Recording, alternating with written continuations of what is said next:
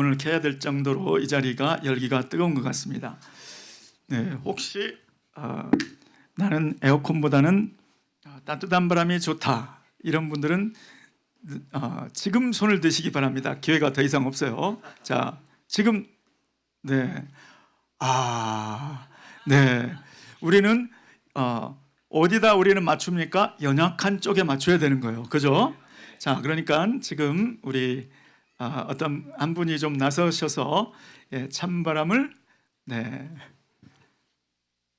자, 주님께서 기뻐하실 줄 믿습니다. 연약한 부분은 분들한테 맞춰주시는 것을 주님이 기뻐하십니다. 아멘. 자, 오늘 본문 말씀 한번 찾아서 읽어보시겠습니다. 에베소서 6장 4절 말씀. 자, 다 함께 한 목소리로 읽어보시겠습니다. 시작. 또 아비들아 너희 자녀를 노엽게 하지 말고 오직 주의 교훈과 훈계로 양육하라. 한 번 더요. 시작. 또 아비들아 너희 자녀를 노엽게 하지 말고 오직 주의 교훈과 훈계로 양육하라. 아멘. 아멘. 저는 오늘 자녀 양육령이다, 지상 위임령처럼 자녀 양육령이다, 이런 제목으로 말씀의 은혜를 나누고자 합니다. 자, 원래 이 말씀은 제가 다음 주에 전하고 싶은 말씀이었습니다. 왜냐하면 다음 주가 어린이 주일이니까. 그런데 다음 주에 제가 사정이 있어서 이 말씀을 전하기가 어렵게 되었어요. 그래서 한 주 먼저 전하려고 하는데 여러분 괜찮으세요? 괜찮으시면 아멘. 휴, 다행입니다. 여러분이 허락하지 않으셨으면 네, 곤란할 뻔했습니다. 자,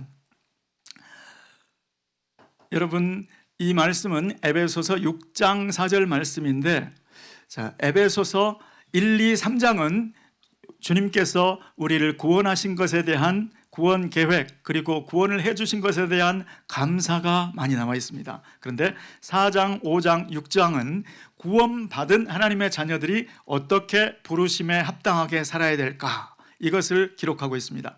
그런데 특별히 오늘 에베소서 6장 1절로부터 4절까지는 그 중에서 가정에서 어떻게 부르심에 합당한 삶을 살 것인가, 그 내용을 다루고 있습니다. 자, 그런데 오늘 말씀의 시작은 또 아비들아 너희 자녀를 노엽게 하지 말고, 이렇게 시작되는데 저는 이 말씀이 자연스럽지가 않았어요. 왜냐하면 에베소서 6장 1절 말씀에 자녀들에게 부모를 어떻게 해야 되는지를 설명하는 말씀이 나오는데 그 말씀하고 딱 맞는 대꾸가 아니었기 때문에 그렇습니다. 에베소서 6장 1절 말씀 한번 띄워주시면 우리 함께 읽어보실까요? 시작. 자녀들아 주 안에서 너희 부모에게 순종하라. 이것이 옳으니라. 아멘. 자, 이 말씀에 보면 자녀들한테 먼저 자녀된 도리를 다할 것을, 그래야지 부르심에 합당한 삶이 된다, 이렇게 말씀하시면서 자녀들아 주 안에서 누구에게 순종하라? 너희 부모에게 순종하라. 너희 부모에게 순종하라고 했으니까 이제 자녀된 도리가 끝났으니까 이제 부모의 된 도리를 이야기할 때는 또 부모들아 너희 자녀를 노엽게 하지 말고, 이렇게 나가야 맞지 않습니까? 그렇습니까? 그렇잖아요? 네, 제가 그걸 생각한 거예요. 이상하네.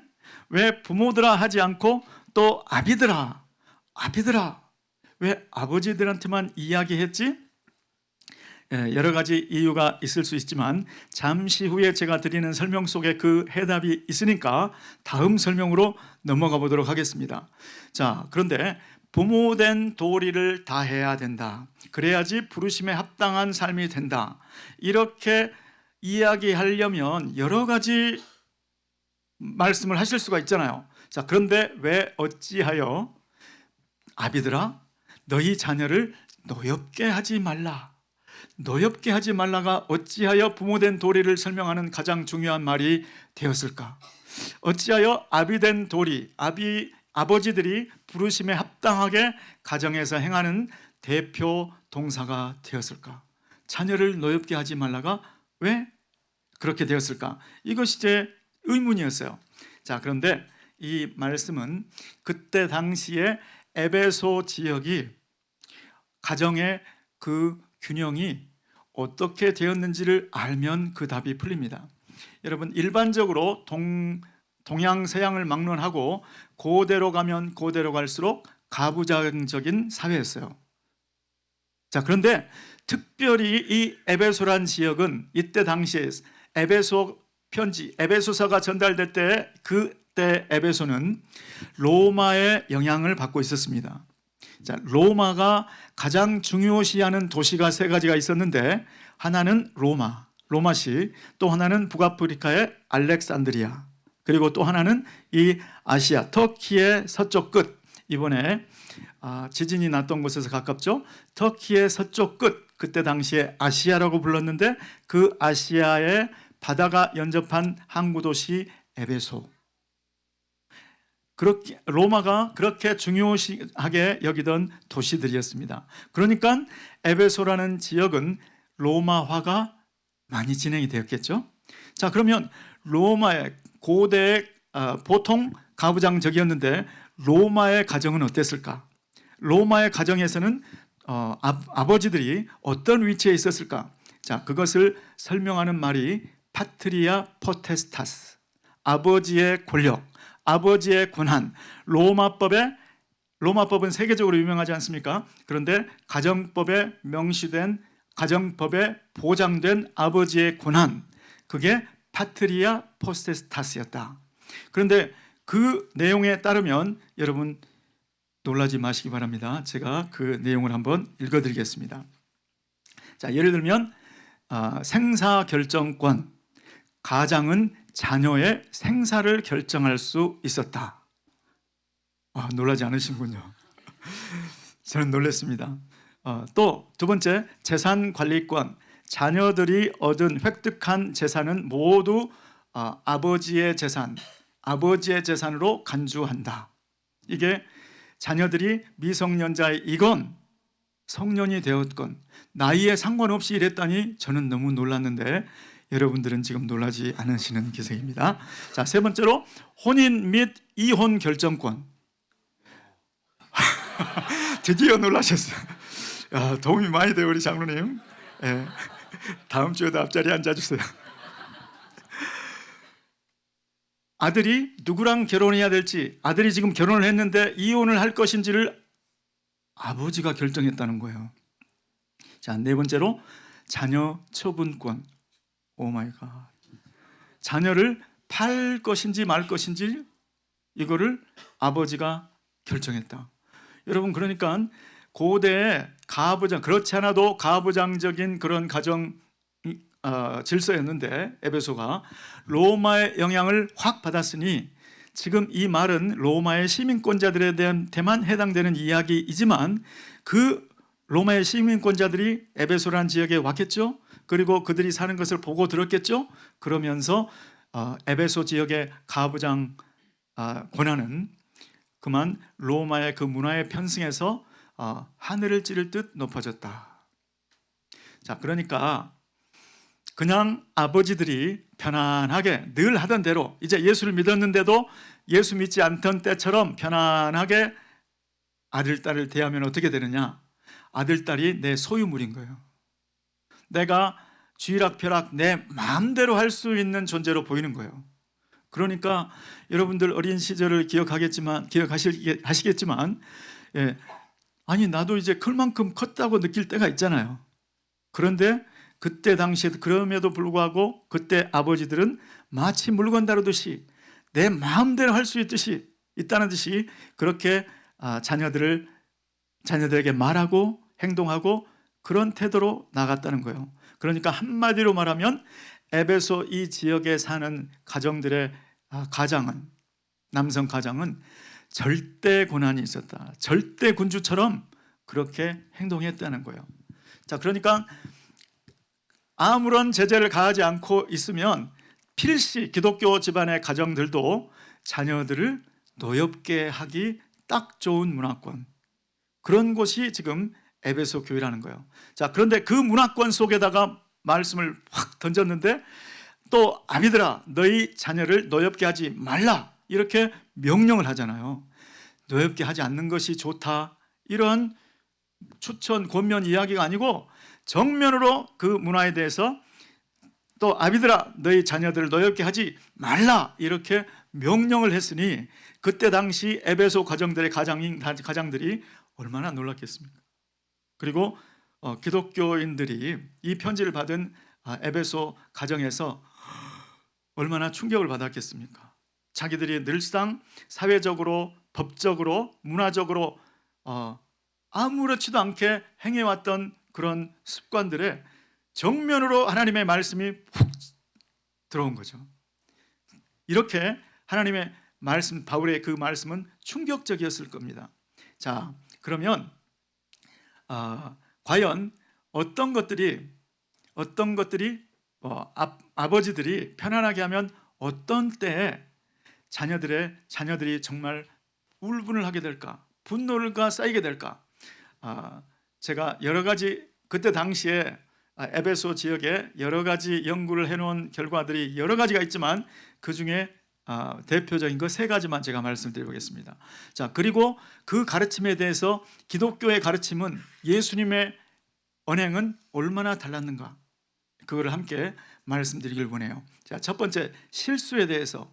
자, 실수에 대해서 조그마한 실수인데도 불구하고 그 아버지들의 기분에 따라서 마음대로 집에서건 공개적으로든 너무 심하게 질책을 했다는 것입니다. 그러니 실수는 원래 1대1로 해야 돼. 꾸중은 1대1로 해야 되잖아요. 그리고 칭찬은 여러 사람들 앞에서 하는 게 원칙이 아닙니까? 그런데 이 아버지들은 가리지 않았다는 거예요. 그냥 하고 싶은 곳에서, 왜냐하면 내 소유물처럼 그렇게 생각을 했으니까. 이것이 당시의 가정이었다. 그러니 자녀들이 얼마나 화가 나겠습니까? 우리 아빠 맞아? 나는 클 만큼 컸는데 이렇게까지 말할 수 있어? 그렇지 않겠습니까? 자, 그런데 예수님을 한번 생각해 보시기 바랍니다. 예수님에게 가장 큰 실수를 한 사람은 아마도 베드로였을 거예요. 왜냐하면 예수님이 가야의 법정에 끌려갔을 때 거기서 예수님이 보는 앞에서 들리는 가운데 나는 예수님을 몰라요. 그리고 3번 부인하는 가운데 욕하며 저주하며 부인했다. 그거를 예수님이 다 듣고 계셨으니까요. 이거는 실수라고 하기에는 너무나 큰 그런 실패였죠. 그런데 그 베드로를 향하여 예수님께서 어떻게 대우했는지를 한번 생각해 보시기 바랍니다. 예수님께서 디베랴 바닷가에서 조반을 먹은 후에 베드로에게 물으시죠. 바요나 시몬아, 네가 나를 사랑하느냐? 그리고 여러 사람들 앞에서 주여 내가 주를 사랑하는 줄을 주께서 아시나이다. 이 고백을 할 수 있는 기회를 한 번만 주시는 게 아니고 3번이나 주시고, 그리고 원래 베드로에게 주셨던 그 사명을 다시 회복시켜 주시고 다시 베드로를 굳게 하는 모습을 볼 수가 있습니다. 저와 여러분도 예수님께서 그렇게 대우해 주시지 않으셨습니까? 정말 가슴 뭉클한 사랑 아닙니까? 자, 그런데 에베소는 달랐다는 거예요. 그 지역은. 자, 두 번째로는 비인격적인 대우. 그러니까 여러 사람들 앞에서 때와 장소를 가리지 않고 소리 지르고 짜증내고 하고 싶은 대로. 그리고 에베소의 그 지역의 가장들은 자기 아내도 함부로 할 수 있었다. 함부로 대했다는 거예요. 여러분, 나이는 어려도 지금 우리 어린 자녀들이 초등학생 되면요, 저건 우리 엄마가 조금 심했어, 저건 우리 아빠가 너무 심했어, 이거 얼마든지 다 생각한다고요. 그런데 아이가 있건 없건 너는 아직 어려, 네가 뭘 알겠어, 이런 식으로 배우자를 대하면 어린 마음에 상처를 받죠. 그것이 화가 됩니다. 화가 나는 거예요. 우리 아빠는 왜 자꾸 우리 엄마를 이렇게 못되게 하는 거야? 못 살게 구는 거야? 이것이 비록 표현은 못해도, 비록 아버지에게 어필은 못해도 그게 화가 되어서 울분이 쌓여진다는 것이죠. 그런 것들을 하지 그렇게 에베소 가정들이 대부분이 그랬다는 거예요. 그런 문화 속에서 살았다는 것입니다. 어린 네가 뭘 알겠어. 그런데 예수님은 다르다는 것이죠. 여러분, 예수님하고 제자들하고 얼마나 큰 현격한 차이가 있습니까? 창조주이시고 피조물인데. 그런데 예수님께서 제자들을 향해서 내가 너희를 이제 종이라 하지 아니하고 친구라 하나니. 종은 주인이 하는 것을 알지 못하나 나는 너희에게 모든 것을 알게 하였다.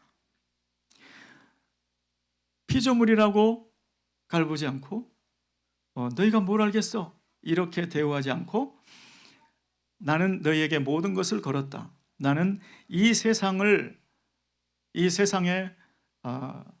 모든 사람들이 다윗의 후손, 아브라함의 후손으로 오실 메시아를 인하여 천하 만민이 복을 받을 이 일에 나는 너희에게 다 걸었다.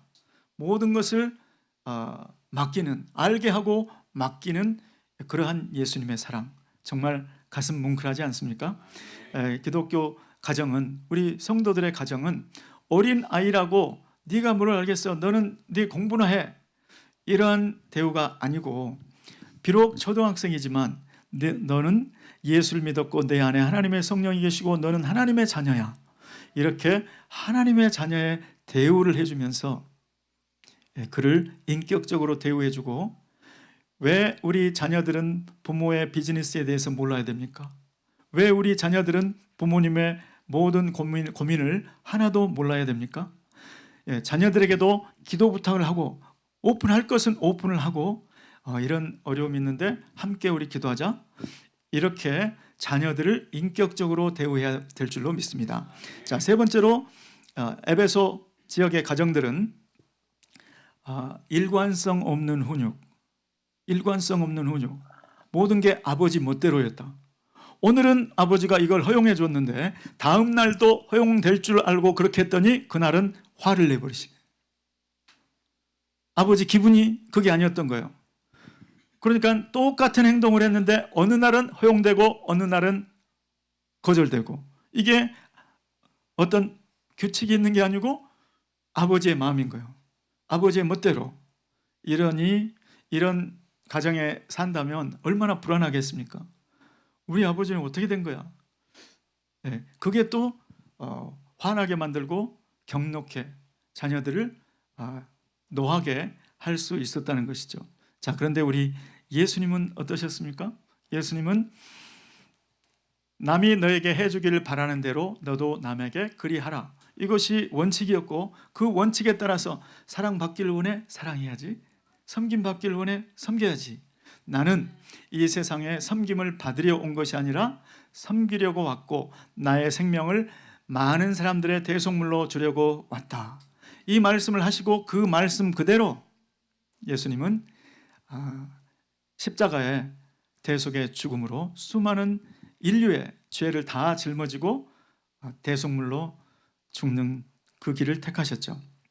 자, 이렇게 당시의 에베소 가정들은 수많은 비인격적인 대우로 자녀들을 분노케 하고 자녀들을 억울하게 하고 그 화가 마음속에 쌓이게 했다. 그런데 지금 사도 바울이 정면으로 도전을 하는 것은 예수 그리스도의 사랑은 그런 사랑이 아니었기 때문에, 예수 그리스도의 사랑은 덮어주고 대신 담당해주는 사랑이었기 때문에, 저와 여러분도 실수할 때가 있었지 않습니까? 그런데 지금까지 이렇게 오게 된 것은 주님께서 실수를 덮어주고 그럼에도 불구하고 격려해주고 사랑해주시고 이끌어주셨기 때문인 줄로 믿습니다. 그렇게 되라는 거예요. 그것을 위해서 자녀를 노엽게 하지 말라는 거예요. 그러니까 자녀를 노엽게 하지 말라는 이 말은 무슨 뜻이냐? 사회적으로 문화적으로 다 인정되는 그 아버지의 그 위치, 그 권한, 그거 내려놓으라는 거예요. 하나님의 말씀 앞에서, 신앙 안에서 그걸 내려놓으라는 것이죠. 정면 도전을 한 겁니다. 자, 그러면 자녀를 노엽게 하지 말라. 뭐를 하지 말라. 이것이 어떻게 부모의 도리를 다 표현하겠습니까? 이 말씀 속에는 의미가 두 가지가 담겨 있다. 하나는 소극적인 의미, 하지 말아야 될 거, 지금 당장 그만두어야 될 거, 더 이상 하지 말아야 될 거, 그거를 말씀하는 것이고, 너희 자녀들을 아비들아 누르지 마라, 억압하고 불안하게 하지 말아라, 비인격적으로 대우하지 말아라, 그래서 화나게 하지 마라, 울분을 쌓게 하지 말아라. 또 적극적인 의미로는 뭐가 있을까요? 예수 그리스도의 사랑처럼 가슴 뭉클한 사랑으로 대우해라. 예수님이 영적으로 어린 아이인 너희를 친구라고 해주었던 것처럼 인격적으로 대우해라. 이런 적극적인 뜻이 있는 줄 믿습니다. 자, 한번 따라해 보실까요? 수술은 마취 후에, 교육은 감동 후에. 마취 없이 수술을 하면 수술을 받는 환자가 얼마나 괴롭겠습니까? 자, 사랑으로 감동을 받지도 않았는데, 아무 준비가 안 돼 있는데 가르치려고 하면 그건 바로 주입식 교육이 되고 말 것입니다. 자, 그렇다면 오늘 에베소서 6장 4절 말씀에 지금 전반부를 가고 있습니다. 너희 아비들아 자녀들을 노하게 하지 말라. 자, 그러면 오늘 이 말씀을 우리 미국이나 한국의 오늘날의 사회에 들려준다면 이 말씀을 또 아비들아 너희 자녀를 노엽게 하지 말라고 해야 될지, 또 어미들아 너희 자녀를 노엽게 하지 말라고 해야 될지, 아니면 또 부모들아 너희 자녀를 노엽게 하지 말라고 해야 할지, 이것은 아마도 여러분의 얼굴 보니까 나는 아니에요 이거예요. 우리 남편이 들어야 돼. 우리 내 배우자가 들어야 될 것 같아요. 자, 이런 표정인 것 같아요. 자, 이거는 각 가정마다 다르다.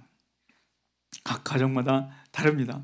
왜냐하면 각 가정마다 힘의 역학관계가 다르니까. 자, 우리 가정은 입법권, 사법권, 행정권이 누구한테 있는지, 우리 가정의 질서, 우리 가정의 규칙은 누가 만드는지 자녀들은 압니다. 우리 집에 보니까 우리 엄마 아빠 중에 누가 규칙을 만드는 것 같아? 그분이 입법권을 가진 분이죠. 자, 그 다음에 우리 가정을 누가 운영하는 것 같은지, 이것이 행정권이 누구한테 있는 것을 얘기해 주죠. 또 우리 가정에 그 규칙이 깨졌을 때 누가 혼내는지, 이게 우리 가정의 사법권을 누가 장악하고 있는지를 얘기해 준다는 것이죠. 그런데 놀랍게도 우리 자녀들은 알아요. 자, 용돈을 쓸 때 안 쓸 때 멋대로 썼다. 그래서 용돈을 삭감하는 재산형에 처해졌다. 너무 내 마음을 몰라주고 내 의도대로 내가 세운 규칙대로 안 했다고 꼬집는다면, 이게 바로 신체형이죠. 신체형. 신체형을 누가 가하는지를 자녀들은 다 보고 있습니다. 또 그냥 때와 장소를 가리지 않고 누가 창피를 주는지, 이게 명예형이죠. 명예형. 우리 자녀들은 다 알고 있다는 거죠. 이것이 입법, 행정, 사법권을 아빠가들이 쥐고 있다면 그 가정에서는 또 아비들아 너희 자녀를 노엽게 하지 말고, 이렇게 들으시고 입법, 행정, 사법권을 여성 쪽에서 가지고 있다면, 이 말씀은 비록 또 아비들아 적혀 있지만 또 어미들아 이렇게 들으시길 바랍니다. 또 이것이 골고루 나누어져 있다면 또 부모들아 이렇게 들어주시면 되겠습니다. 자, 그러면 전반부가 이제 끝났어요. 또 아비들아 너희 자녀를 노엽게 하지 말고, 지금 어린이 주일이니까 이렇게 하는 겁니다. 자, 그 다음에 후반부, 주의 교훈과 훈계로 양육하라. 우리 다 함께 다시 한번 읽어보실까요? 시작. 또 아비들아 너희 자녀를 노엽게 하지 말고 오직 주의 교훈과 훈계로 양육하라. 아멘. 자, 첫 번째 파트가 통과되었으면 두 번째 파트로 넘어가는 거예요. 자녀들을 노엽게 하고 있지 않으면 지금 두 번째 파트로 넘어가는 거예요. 그런데 만일에 지금 우리 자녀들이 나 때문에 노여워하고 있다, 울분이 쌓여있다, 그러면 두 번째 파트로 아직 넘어갈 때가 아닙니다. 해봤자 소용이 없어요. 오히려 더 마음만 더 멀어지죠. 자, 그러면 여기에 혹시 우리 자녀들이 나 때문에 불편해하고 있는 자녀들이 있다면 저의 간증을 들으시고 소망을 가지시기 바랍니다. 제 아들이 고등학교 때에 농구를 너무 좋아했어요. 사실 어렸을 때부터 농구를 좋아했는데 고등학교 때 이제 학교 선수로 대표 선수로 뛰면서 그 농구로 대학교를 진학하기를 원했어요. 자, 그런데 농구 게임 구경을 이제 가끔씩 제가 하잖아요. 그러면서 이 농구를 계속해야 될까? 아니면 지금이라도 늦지 않았으니 공부를 하게 해야 될까? 제 아내하고 이야기 끝에 학교에 코치를 만나러 가기로 했습니다. 농구 코치를. 그래서 나는 농구 코치 선생님에게 진실된 조언을 듣고 싶다. 우리 아들이 농구를 계속하기를 진짜로 추천하는지 아니면 추천하지 않는지 솔직한 대답을 듣고 싶다. 이렇게 얘기를 했습니다. 왜냐하면 제 바람 같아서는 아들에게 농구를 그만하라고 얘기를 이미 하고 싶었어요. 그런데 제 딴에는 진짜로 우리 아들을 조금이라도 더 내 욕심이 아니라 인격적으로 대우해 줄까 하는 생각으로 코치를 만났던 거예요.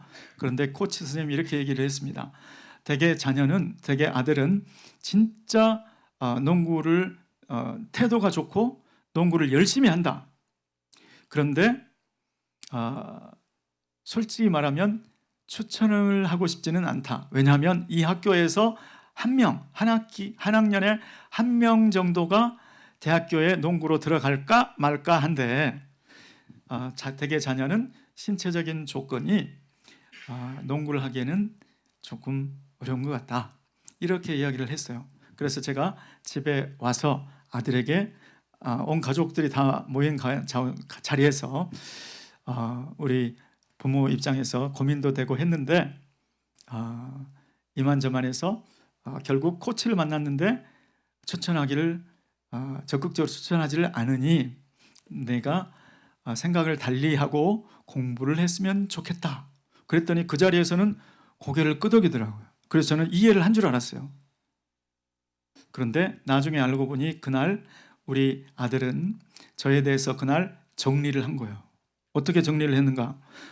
내 아버지는 나보다 코치 말을 더 잘 듣는 사람. 나에게 물어보지 않고 코치에게 물어보고 결정한 사람. 그리고 내 꿈을 망친 사람. 이렇게 정리를 해버렸어요. 고등학교 2학년 때. 그러니 고등학교 2학년, 3학년에 이제 아버지하고 담을 쌓은 거죠. 그랬으니 하루하루가 우리 아들 보는 게 이전에 아들이 없어진 거죠. 아들을 잃은 거예요. 왜냐하면 아들이 아버지를 아버지로 봐주지 않으니까. 내 꿈을 망친 남자. 그렇게 보니까. 여러분, 그런 마음이 아버지로서 쉽지가 않죠. 하루하루가 참 어렵죠. 그래서 어느 날인가는 제가 무릎을 꿇고 사과를 했습니다. 아들아, 내가 그때 네 말을 듣지 않은 것이 참 미안하니 용서를 해달라. 용서를 해줬을까 안 해줬을까요? 네, 용서를 안 해주겠다는 거예요. 아버지는 아빠를 용서할 수가 없어요. 무릎을 꿇고 사과를 했는데 용서를 못 받았을 때 그 기분이 어땠을지 안 해보신 분들은 모를 거예요. 자, 그렇게 하고 기도를 하는데 결국 아들은 우리 집안 형편이 좋지 못한 것 같으니 돈을 많이 벌 수 있는 엔지니어가 되겠다. 그렇고 공대를 갔습니다. 그런데 가보니 그 공부가 자기하고 안 맞는 거예요. 그래서 그 공부를 접고 마침 중동에서 IS가 기독교인들을 많이 박해했기 때문에 ISIS를 격퇴하러 간다는 명분을 가지고 미 해병대에 자원 입대를 했습니다. 자, 그리고 훈련소에서 훈련을 마치고 자대 배치를 받아서 자대 배치에서 특기 교육까지 마치고 난 다음에 첫 번째 외박을 나오던 날, 제가 아주 먼 거리를 운전해서 사막 한가운데 있는 그 부대를 찾아갔습니다. 그리고 아들을 태웠습니다. 그리고 집을 오는데 하이 아빠 하고 난 다음에는 말을 하지 않는 거예요. 그리고 차 의자를 뒤로 완전히 제끼더니 잠을 자는 척 잠을 잤어요. 그래. 한참을 가는데 갑자기 아빠 하고 불러요. 왜? 아빠, 저는 결혼을 하면 안 될 것 같아요. 아니 왜? 만일에 결혼을 해서 저 같은 아들을 낳으면 자기는 참을 수가 없을 것 같다는 거예요. 아빠는 어떻게 참았냐는 거예요. 그 얘기를 탁 듣는 순간 뭔가 돌파가 있었구나 직감하고, 야, 너는 이렇게 힘든 해병대 훈련도 받았는데 나보다 더 잘 참겠지 하고 가는데 다시 눈을 감더니 자는 척 하면서 아들이 돌아왔는데, 그날 이후로 바뀐 거예요. 그리고 아들이 저를 아버지로 대우를 해주고 아버지한테 신앙 상담도 하고 여러 가지 여자친구에 대해서 물어볼 게 있으면 물어보고, 그렇게 회복이 되었습니다. 그런데 그 회복되기까지 거의 2년이 넘었잖아요. 그동안에 우리 아들은 얼마나 힘들었을까요? 그동안에 제 마음은 또 얼마나 힘들었을까요? 그때 저는 탈보 신대원에서 MDiv 과정을 하고 있었습니다. 그런데 그때 여러분, 그 탈보 신대원은 맨 먼저 시키는 게 영성훈련. 그래서 가족들하고 배우자하고 자녀들하고 관계를 점검해 보시고 관계가 바르게 되지 않았으면 먼저 그것을 정리하라. 이게 숙제인 거예요. 그 숙제를 통과하지 못하면 제 마음에 이렇게 그거에 해결이 되지 않고 내가 지식을 쌓으면 그게 무슨 의미가 있을까? 그런 생각이 들었는데 그렇게 좋은 결말을 가지고 계속할 수가 있었습니다. 아무튼 오늘 제가 드리는 말씀의 핵심은 너희 아비들아, 너희 자녀를 노엽게 하지 말라. 이 부분이 아직 걸려 있다면 교훈과 훈계로 양육할 생각을 하지 마시고 그걸 덮어두시고 그걸 먼저 해결하라는 거예요. 그걸 먼저 그게 해결이 되어야 내가 하는 교훈, 훈계가 의미가 있지. 그렇지 않으면 듣는 척 하든지 아니면 듣고 흘려버리든지 반발하든지 하게 될 거라는 거죠. 자, 그러면 여기까지 해결됐다고 보고 다음으로 넘어가도록 하겠어요. 자, 주의 교훈과 훈계로 양육하라 했는데 도대체 그 주의 훈계라는 것이 뭔가? 우리말로는 그냥 훈계라고 번역이 되어 있는데 헬라어 원어 성경에는 파이데이아라는 말로 적혀 있습니다. 자, 이 말은 무슨 말이냐면 어린 아이를 교육하고 훈련하는 전 과정을 가리키는 말이 파이데이아인 거예요. 자, 그러니까 우리 한국말로 굳이 한 단어를 선택하라 그러면 훈육. 너희 오직 주의 훈육과 이렇게 되는 거예요. 자, 여기 훈육이라고 하면 보통 그냥 수업, 강의 이런 거하고 달리 훈육에는 뭐가 들어가냐면 징계를 할 수 있는 원하는 목표가 되지 않았을 때 그거를 맞추기 위해서 징계까지도 할 수 있는 것이 훈육이죠. 자, 그러니까 여기에 앉아 계신 분들 중에 우리 어린 자녀가 있으신 분들은 할아버지 할머니한테는 훈육을 맡기지 마시기 바랍니다. 제가 해보니까요, 우리 손녀 둘이 있는데 손녀들이 하는 거는 그냥 뭐든지 다 해주고 싶어요. 너무 예뻐서 징계가 안 되는 거예요. 초콜릿을 달라 그러면 초콜릿을 다 줘버리고 멈출 수가 없어요. 그래서 훈육은 엄마 아빠가 해야 되겠구나. 할아버지의 이런 심리로는 안 되겠구나, 그런 생각이 들었습니다. 자, 아무튼 훈계, 주의 교훈, 이 말은 그렇게 훈육 과정이다. 훈육 과정이다. 그러니까 훈육 과정에서는 우리가 정보만 줍니까? 지식적으로 정보만 줍니까? 그게 아니죠.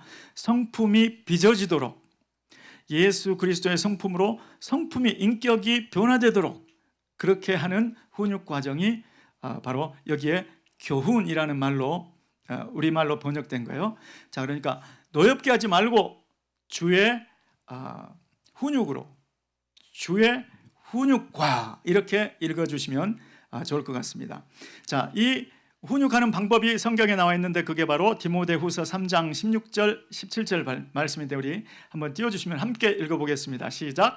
모든 성경은 하나님의 감동으로 된 것으로 교훈과 책망과 바르게 함과 의로 교육하기에 유익하니 이는 하나님의 사람으로 온전하게 하며 모든 선한 일을 행할 능력을 갖추게 하려 함이라. 아멘.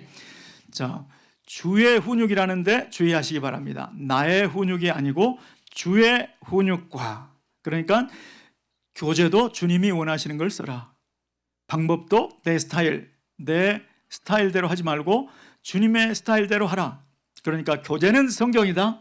그 다음에 스타일은 성령식으로, 성령이 원하시는 방식으로 하라.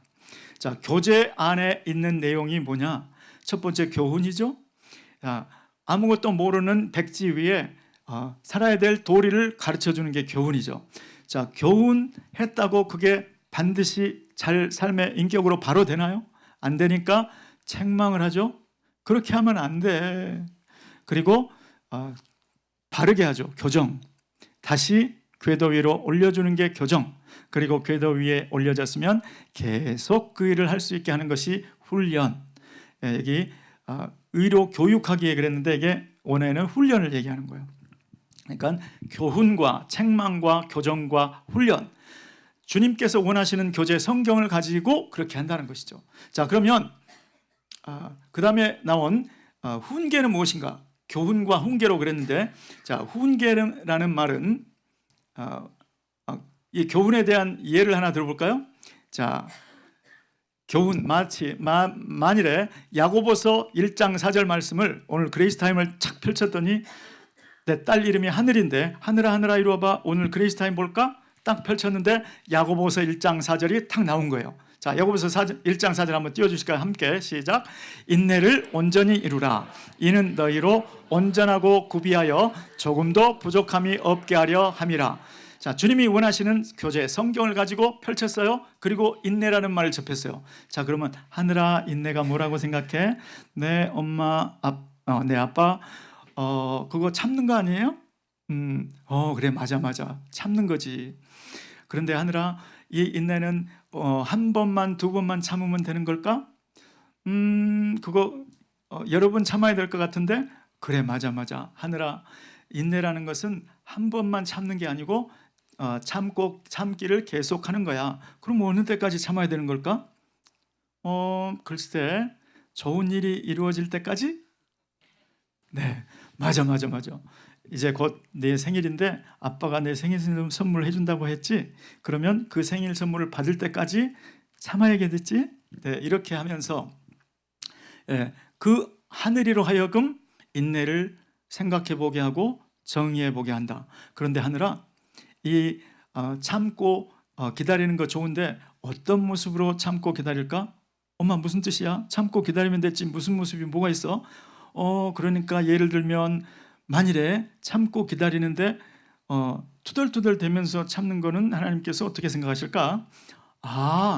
엄마, 지금 생각해 보니까 인내라는 것은 내가 참고 기다릴 뿐만 아니라 그것을 투덜대면서 불평하지 않고 참고 기다리는 것인 것 같아. 그래, 맞아. 하늘아, 아빠가 너에게 생일 선물하기로 약속한 거, 그것처럼 하나님께서 우리에게 주신 선물, 그게 뭘까? 하나님의 약속? 맞아. 그러니까 인내라는 거는 어떻게, 우리 하늘이가 처음에 생각할 때는 뭐라고 생각했지? 그냥 참는 거. 그러면 지금은 인내를 뭐라고 얘기할 수 있겠니? 하나님의 약속이 이루어질 때까지 불평하지 않고 참고 기다리는 거? 그래 맞아. 하나님께서 우리 하늘에게 지혜를 주셨네. 와, 이렇게 하면서 성경의 교재를 가지고 주님이 대화를 하면서 스스로 깨닫게 하면서 이제 깨달았으니까 그것을 삶 가운데서 실천해 볼 수 있도록, 그렇게 이제 교훈을 받았으니까 그거를 실천해 볼 수 있도록, 삶에서 열매를 맺을 수 있도록, 행동으로 표현되도록 이렇게 훈육 과정, 이것이 교훈이었다. 자, 그러면 훈계라는 파트는 무엇인가? 자, 훈계라는 파트에 쓰인 단어가 누테시아라는 말인데, 이 헬라어는 두 가지 말이 복합되어 있는 거예요. 하나는 누스라는 마음이라는 말과 티세이미라는 놓다, 두다 하는 말이 두 개가 더해진 게 바로 이 훈계라는 말이 갖는 그 원래 뜻이에요. 자, 그러면 무슨 뜻일까요? 마음에 놓다, 마음에 두다, 마음에 간직하다. 그게 조금 더 어려운 말로 하자면 내면화시키는 것이죠. 인내가 뭔지는 알았어요. 자, 그래서 아빠가 선물 준다고 한 거, 그것을 불평하지 않고 잘 참아 기다렸어요. 그러면 한번 또 칭찬해 주죠. 자, 그런데 그게 한번 인내의 그 실천을 했다고 해서 내 마음 깊숙이에 내면화되는 것은 아닙니다. 그래서 지금 두 번째 단계는 그거를 실천하게 하고 그 다음 과정은 내면화시키려는 과정이 바로 훈계인 거예요. 우리말로 훈계라는 말로 번역돼서 조금 그렇긴 한데, 아무튼 이것은 내면화 과정을 이야기하는 겁니다. 자, 그러면 어떻게 내면화시킬 수 있을 것인가? 어떻게 내가 한번 성공한 그 일을 내면화시켜 줄 것인가? 혹시 교육 철학을 전공하신 분, 교육학을 전공하신 분 안 계시니 제가 말씀드리겠습니다. 가장 간단한 방법이 반복 강화라는 방법이죠. 자, 이것을 쉬운 말로 하면 칭찬, 인정하고 칭찬해 주는 것이 바로 강화시켜 주는 것이고, 이미 한 행동을 반복해 주는 방법입니다. 자, 그러면 목사님, 그게 목사님 생각 아니에요? 성경의 생각 맞아요? 맞으면 증거를 대주세요. 증거가 잠언 27장 21절 말씀. 자, 한번 읽어보실까요? 시작. 도가니로 은을, 풀무로 금을, 칭찬으로 사람을 단련하느니라. 생각해 보시기 바랍니다. 자, 도가니 속에다가 은을 넣고 가열을 하면 어떻게 되는가? 은 속에 있는 불순물이 타서 날아가 없어집니다. 그러니까 우리가 원하는 성분, 원하는 모양으로만 점점 정결해진다. 자, 풀물불로 금을 세게 불면 금 속에 있던 불순물이 날아갑니다. 그리고 우리가 원하는 것만 남게 되죠. 자, 그러면 칭찬으로 사람을 단련한다는 말은 무슨 말씀인가? 우리가 남기를 원하는 그 성품이 있죠. 그 성품은 그 한 행동을 칭찬하고 인정해 주어서 반복 강화시켜 줄 때 그 사람 안에 그런 것만 남게 된다는 거예요. 우리 얼핏 생각하면 잘못된 것을 지적해 주고 꾸중해 주고 책망을 하면 그게 없어질 것 같은데, 그런데 성경의 원리는 그렇지 않습니다. 성경의 원리는 만일에 크게 잘못해서 이것을 언급하고 넘어가야겠다, 언급할 수는 있죠. 그런데 그것보다 집중해야 되는 게, 잘하는 것이 나왔을 때, 주님의 말씀에 살려고 노력하고 그 열매가 나왔을 때 그것을 인정해주고 그것을 칭찬해주는 것이 성경의 원리예요. 그러면 그것만 남게 된다는 거예요. 그 성품만 남게 된다는 거예요. 그래서 오늘 자녀들이 말씀의 교훈을 받을 때에 이제 좋게 실천을 하는 모습을 보았다. 그러면 즉시 칭찬하자. 그리고 인격적으로 구체적으로 칭찬하자. 그리고 그 노력을 치하해 주자.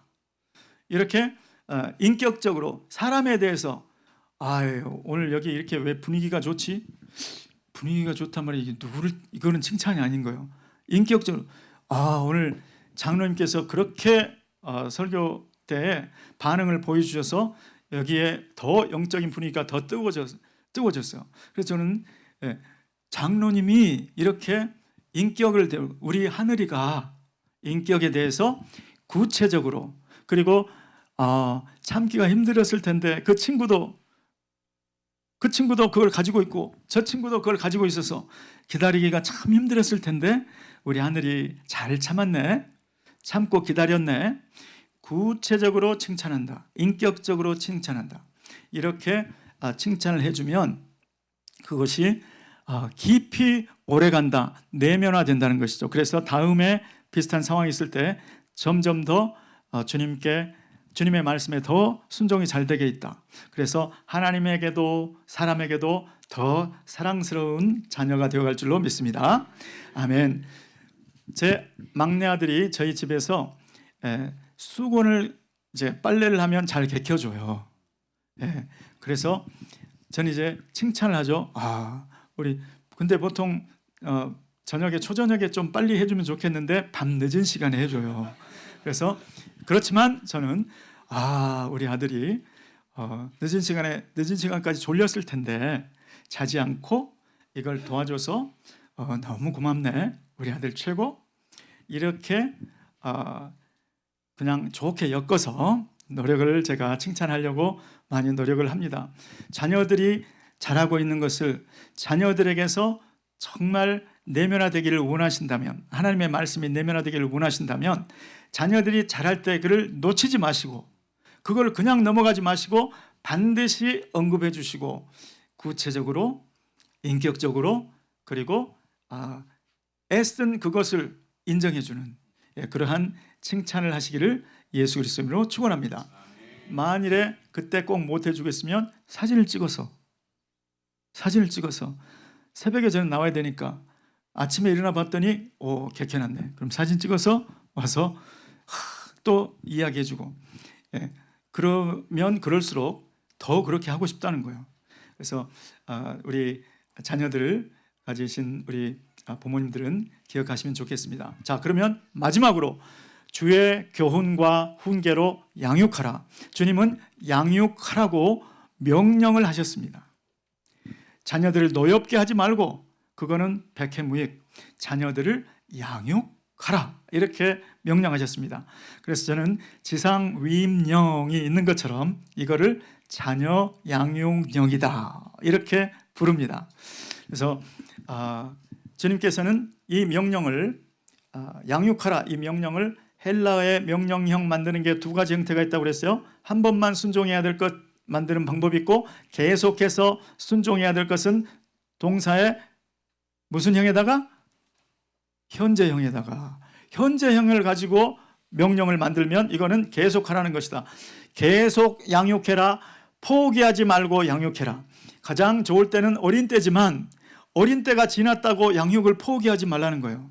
그 아들은 지금 비록 중학생, 고등학생, 심지어는 대학생이 됐다고 해도 양육 가능하다는 거예요. 어떻게 되면 그렇게 되느냐? 사랑에 감동했을 때. 야, 우리 아빠, 그렇게 바쁠 아빠가 이 시간에 나한테 전화를 했어? 그 바쁜 아빠가 정성스럽게 나한테 카드를 썼어? 어떻든지 자녀들의 마음이 사랑으로 감동이 되면 우리 아빠, 우리 엄마는 내 편이야, 나에게 항상 잘 되라고 말씀하고 계셔, 이런 신뢰만 들어가면 어떤 나이에도 가능하다는 겁니다. 양육할 수 있다는 겁니다. 그래서 계속하라고 명령하신 거죠. 저는 오늘 자녀 양육령이다 이런 제목으로 제가 방법을, 전반부에는 노엽게 하지 말라, 만일에 노엽게 했다면 그 문제는 해결해야 됩니다. 그 다음에 그게 해결되었다면 두 가지 말씀드렸습니다.